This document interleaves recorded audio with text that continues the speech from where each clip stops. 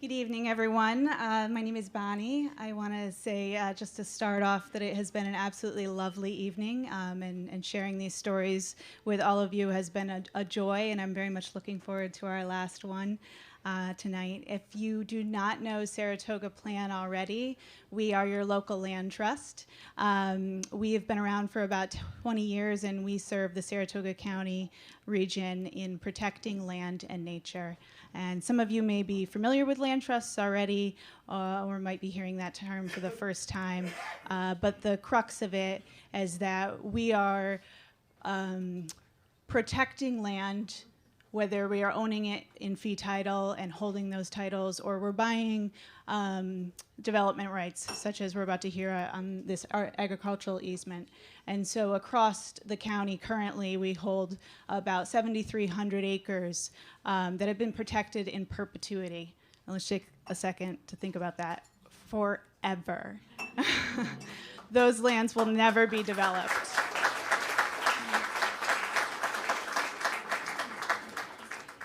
And the most spectacular thing about the work that we are doing, in my mind, is that those lands come to us from landowners like Dawn, who are moved from their deep attachment to the land that they grew up on, to protect that out of their own love of the land. And we are kept busy endlessly by folks in the community, landowners, who are coming to us to protect their lands. And it is all we can do just to keep up with that. In addition to those 7,300 acres, we have 32 miles of trails and over 40 agricultural easements. We are providing recreation. We're providing an opportunity for folks to connect to nature. We are providing health, mental health, and physical health for the community. And we are providing a more resilient ecosystems for climate change. We're protecting biodiversity, we're protecting habitat, and hopefully protecting this landscape for not only our enjoyment and our generation, but for generations to come into the future. And it is an absolute privilege to be able to work for Plan, mostly because of the landowners like Dawn that I get to connect with, to be able to spend time in the community with volunteers and with landowners who are so deeply passionate about protecting these lands, not just for themselves, but for everyone here. So I thank them, and I thank all of you for supporting us. And have a wonderful rest of your evening.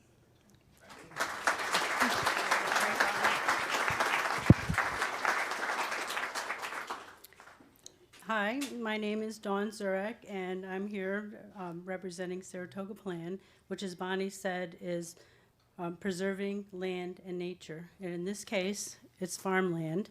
And I'm going to talk about points in my life where I realized that there's a connection between the far distant past and the far distant future, and that we're only here for a short period of time, and that owning the land is a great responsibility. And it all started with the story from my mom that when I was a baby, when I was just absolutely inconsolable, she'd bring me over by the window in my little bassinet, and it was near the maple tree. And so the only way she could calm me down, I'd be trying to grab at those maple leaves, even though I was inside, and with my hands and my feet going away, and she said it always worked. And step forward a little bit, and my dad would go out and prepare the garden. He'd go out and plow the garden area for us and smooth it all out with the tiller, and then Mom would take me out, and I was young, very young, and with my package of radish seeds, and go out there, and of course I was close to the ground and short then, and so I could really bend down and really look at the soil. And she told me, well, you draw a little line with your finger in this, but not too deep, because the radish seeds are so small, you're going to be placing them very carefully in the soil. So, being young and curious, really looking at the soil, and Mom was saying, well, don't put any like big rocks over, or little pebbles over those tiny seeds, or they're not going to grow. So, really concentrating on the soil.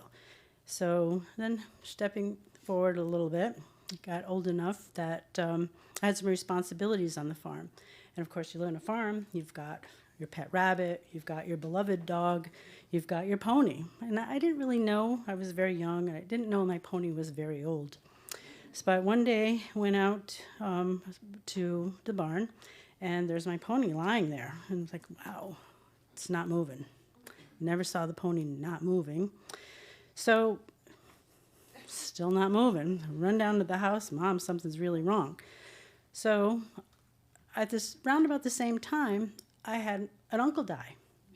And around about the same time, I was about 10 years old. All these things happened.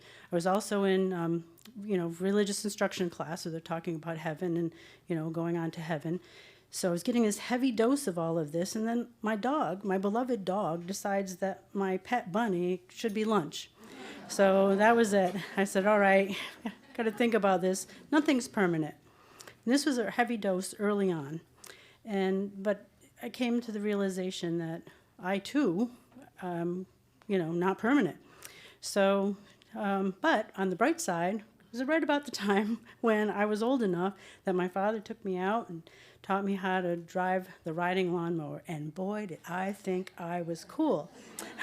But my dad would say, all right, got to be careful, drive straight, because if you don't, pay attention to what you're doing, don't get killed.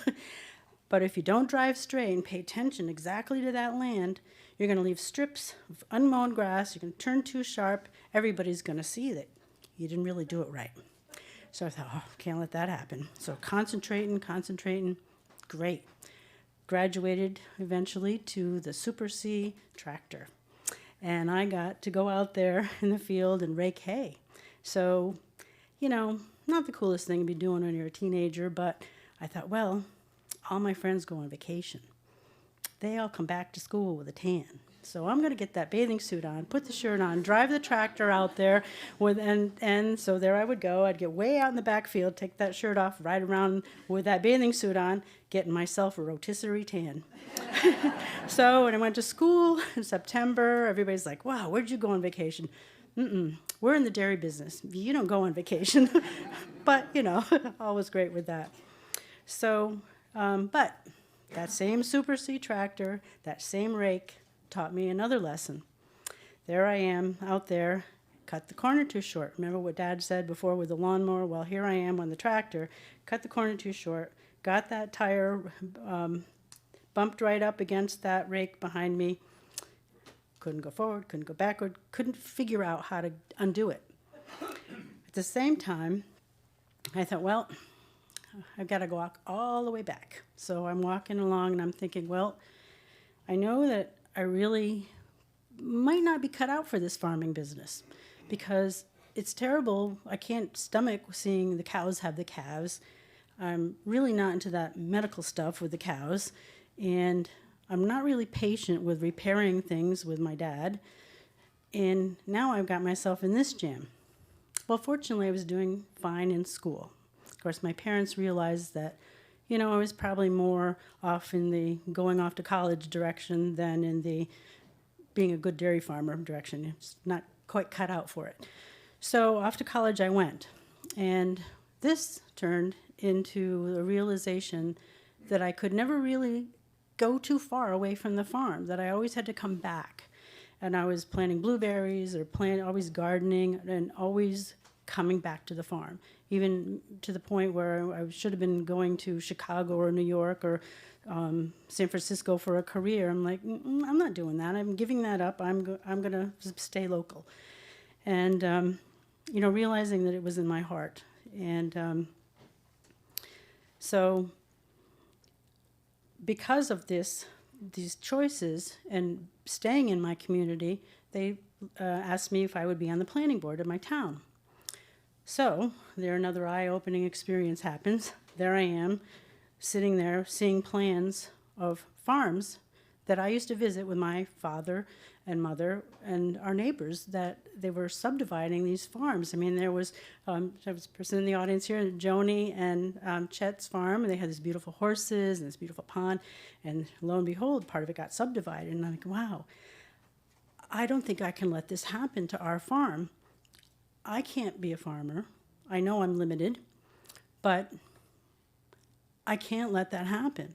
And of course, my dad had passed on, and part of planning board obligation is that you go to mandatory training every year. And there's Maria giving a training session on Saratoga plan and land conservation and how conservation easements actually work. I thought, oh, light bulb, there's hope, there's hope.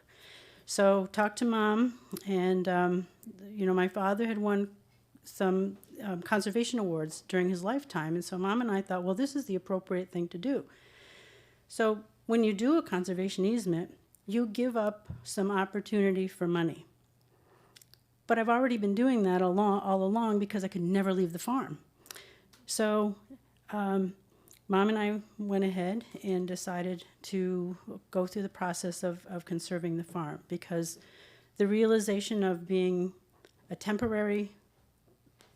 finite amount of time on Earth, but knowing that there were generations of farmers before that we never knew. There were people that my grandparents bought part of the farm from, people that my father expanded the farm from that I never knew, and then I'm sure there will be people after that'll have that same opportunity to be teaching their children to draw a little line in the dirt and put those little seeds in and plant those seeds and be able to go out to their garden and pull out those radishes and watch that dirt fall off, and then go out there and wipe those sweet tomatoes off right there in the garden and eat them.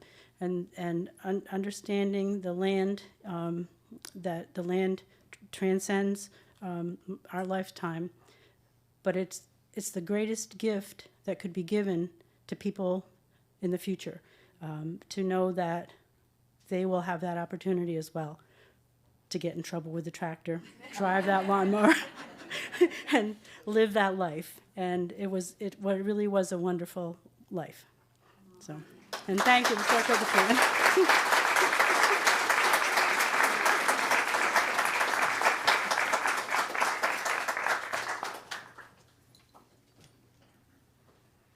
I'm so grateful to have been asked. Thank you to Sarah, Craig, and all the folks who are here at Caffe Lena for putting this together and asking me to be part of it. I went to see Dawn at the farm for the first time. Was it August? It was 95 degrees. And I got to meet her dog, Jetty, and big dog. And we walked up the hill and looked out from the top of the hill, and you can see all the way to the Green Mountains. And it was really beautiful. And Dawn said that people call it the $1 million view. And she said so many things to me, but what really stuck with me is that the story is not about us, it's about the land, and how we need to keep the land in the farmer's hands. And so I tried to weave that in.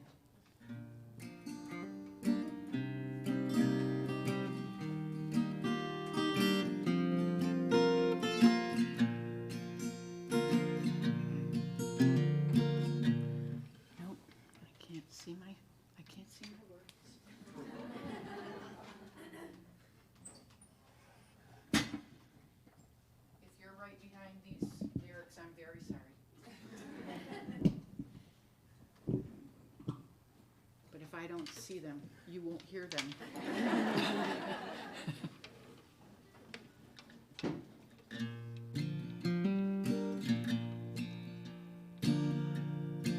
Native people followed limestone ridge up from the river.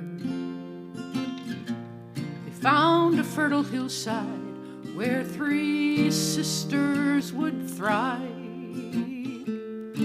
Oak trees and hickory nuts lured white-tailed deer and turkeys. Mohawk people prospered in this valley we call home.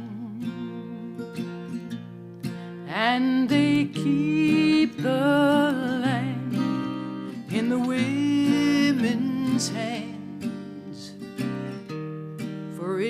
they who sow the seeds.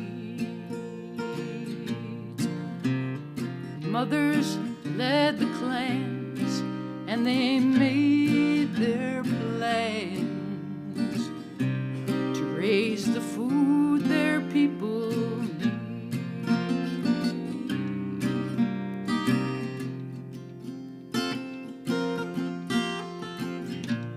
Later Europeans came and gave the places all new names. They raised barns and many cows. Corn was grown in straight rows now. Zurich family came from Poland, searching for a new land.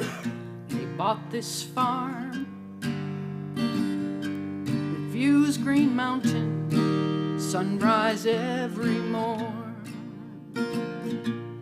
And John worked the land with his own two hands.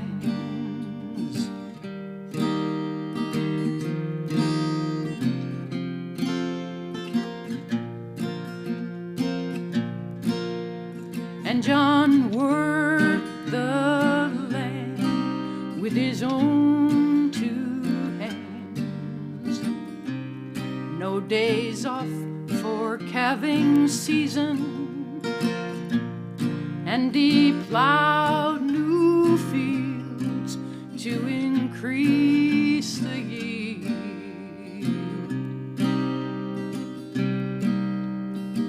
Hard times never brought his thought of leaving.